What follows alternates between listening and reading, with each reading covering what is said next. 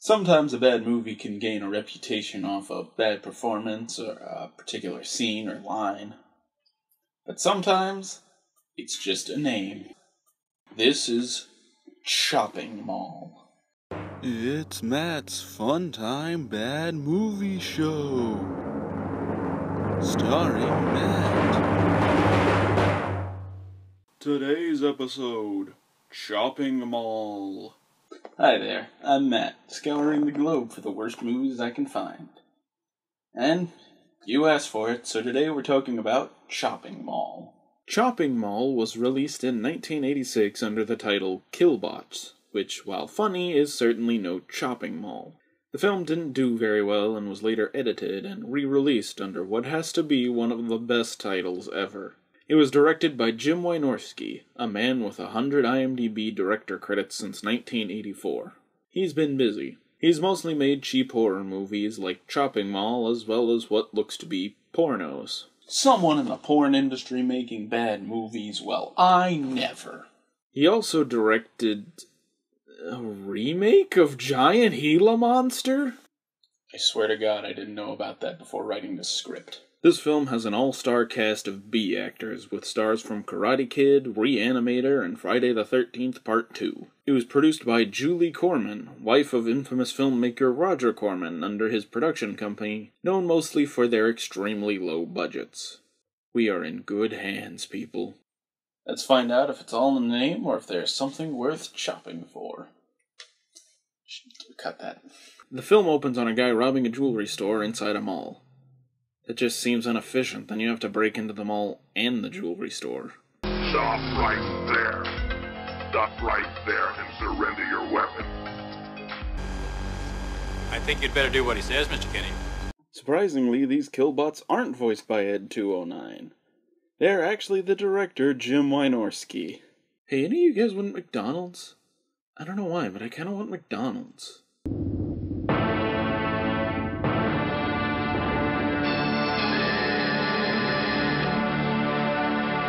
Wait, seriously? Sweet, I'm out of here.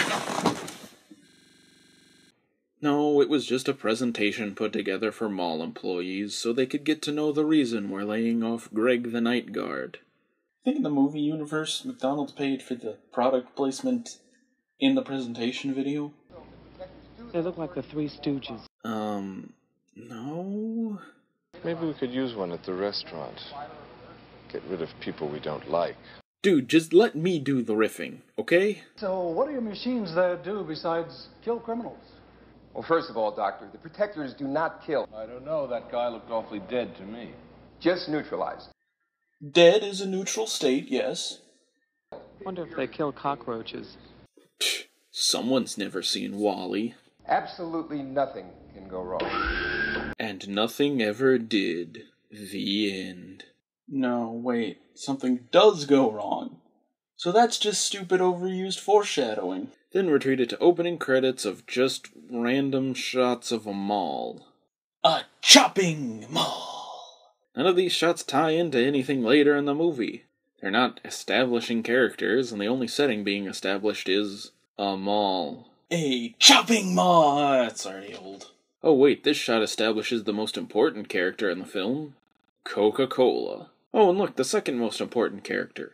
Tits. Finally, we meet our main character, Allison, who's a waitress at a pizza place in the mall. Her friend Susie is trying to set her up with a shy, nerdy guy, which by horror movie law means they'll be the only survivors. The lightning tries to start the plot. Nope, give it another try.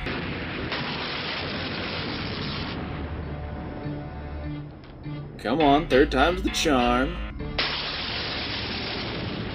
Got it!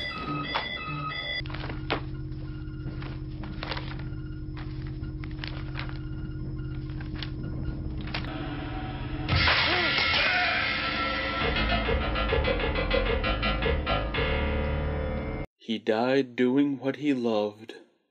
Also, I can't show it here, but you can absolutely see the cuts on the paper where the robot's arm was supposed to go through. Next we meet First Kill McJock, Expendable Party Bro, and Nerdy Love Interest. Yeah, I'm sure they have real names, but why get attached to something you're just gonna kill? They're talking about a party they're gonna throw in the store after hours, and they've wisely chosen the night the mall installed the new killer robot guards. The movie goes on introducing the body count, there's a married couple and the jock's girlfriend, and let's get down to it. So another scientist comes back to the room with the killbots in it, where it seems they've cleaned up the body from earlier. Something they never do again. Go figure.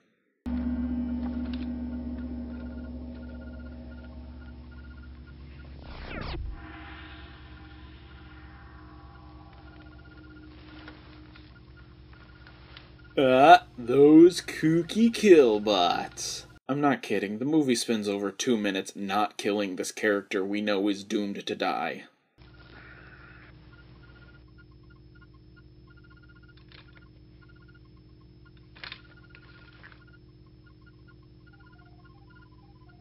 Partying! Awkward nerd and cute friend! Killer robots! Sex!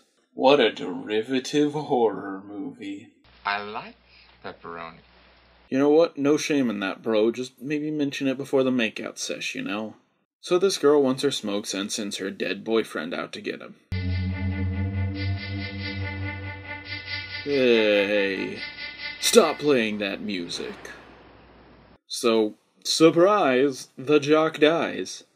And his girlfriend goes to look for him because it's a horror movie. Brandon, you don't come out now. Don't bother. Wait, 2 people are coming out tonight? I like pepperoni.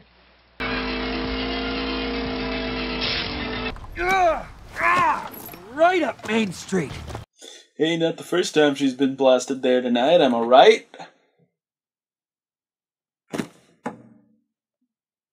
Of course, high-powered laser to the ass equals nothing, but high-powered laser blast to the head equals 2 down, 5 to go. And Paul Blart RoboCop gets right down to it by breaking into the store. Even though earlier they weren't allowed to do that. Protectors do their work in the mall proper, not in the stores themselves. You guys want some Diet Coke? I could go for some Diet Coke. So the girls get into the air vent, but the guys get stopped by the robo-guards. Luckily, they've played Dead Rising, and they go to gear up at the sports store. One of them ought to heard that. Dead man could have heard that. And this mall's full of them. Oh no, how could we have foreseen that these robots built to fight criminals would be bulletproof? Then again, you'd expect them to have better aim than this, so who knows? So the girls get hot in the vent and decide to help their boyfriends, so they leave the vent and go back into the Killer Robot Mall. The Chopping Mall! There's not a lot of chopping going on. More like laser mall. So they all put together some makeshift explosives, but the dead robot gets back up, because you really, really need 3 robots to kill all these kids. Too bad Susie's been a bitch this whole time, so by horror movie law, she must die. Then they trap a killbot in the elevator and blow it up. Nice shot. Dad's a Marine. And gun skills are hereditary. So they bunker down in Allison's pizza place, and Expendable Party Bro complains that the girls shouldn't have left the safety of the air vents to fight the robots. Then they leave the safety of the restaurant to go fight the robots. Yeah, that's about as well as I expected that to end. The doors, we can't relock them, they'll get through. Maybe so.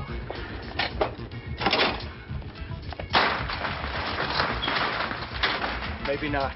Let's go! Are they serious? They know we have lasers. Fucking humans, am I right? I guess I'm just not used to being chased around a mall in the middle of the night by killer robots. Yeah, no, that's totally fair. The robots break through because they're not stupid, but they've tricked them by setting up mannequins with mirrors behind them. And then the lasers bounce off the mirrors. Could you excuse me for a minute? That's not how lasers work! It's not a fucking laser pointer, it's a laser beam. It's condensed heat that would slice through a mirror, not light that would reflect off it. And pretend for a second that that's even remotely similar to how lasers worked. It's such a lazy way to write out an indestructible creature with lasers, and is so goofy it should be reserved for cartoons, not your barely scary robot slasher movie. Maintaining a sunny disposition. So the robot malfunctions thinking about how stupid the mirror thing was, and somehow manages to have better aim than when he was not malfunctioning. I'm so broke up about these characters I'm not even sure actually have names. Like, come on, Nerdy Kid is Freddy, Jock is Mike, and Expendable Party Bro is, I don't know, Jason? Okay, quick IMDb search shows their names are Paul and Mary Bland. Yeah, you got that right. Freddy and Allison go to look for the control panel, but Allison meets up with one of the killbots. And finally, at point-blank range, Freddy lands a shot. It's no use, though, because the movie knows there can only be one. And just to prove no scare is too cheap for this movie, Allison hides in a pet store and the robots knock spiders and snakes onto her. She also then hides from it using those pull-up abilities she inherited from her Marine dad. But after that doesn't work, she decides to make a piece of modern art to express her struggles. I really like what this piece says about contemporary culture. Actually, it's a trap for a robot. And apparently paint thinner is so flammable it can blow up an entire store. So Allison escapes the mall, but the police mistake her for a robot and shoot her. No, wait. She finds Freddy still alive. And they live happily ever after. Except the part where they have to pay for the damage to the mall for the rest of their lives. This movie is pretty generic for a horror movie. It hits every cliched beat you'd see coming a mile away. Sure, there are some goofier moments, but really, the acting is subpar, not anything funny, and the effects are actually pretty good, considering how low the budget was. It might be worth a look for fans of 80s horror, but for anyone else, it's just a goofy name to laugh at. But I think we all learned a valuable lesson. Drink Coca-Cola.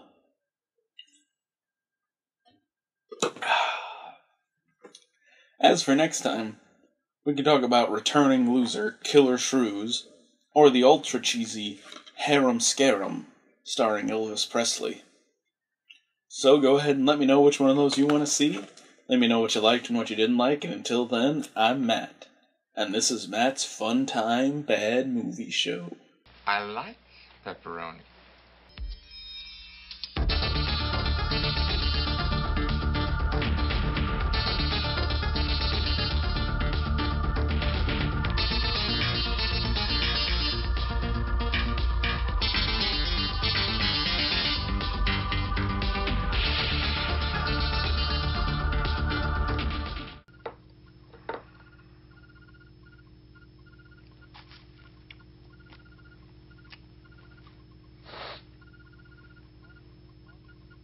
Waste not, want not. You know what I mean?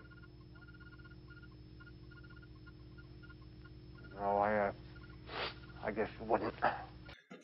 I'd never actually sell out to Coca-Cola. Even though there's a Pepsi bottle right there.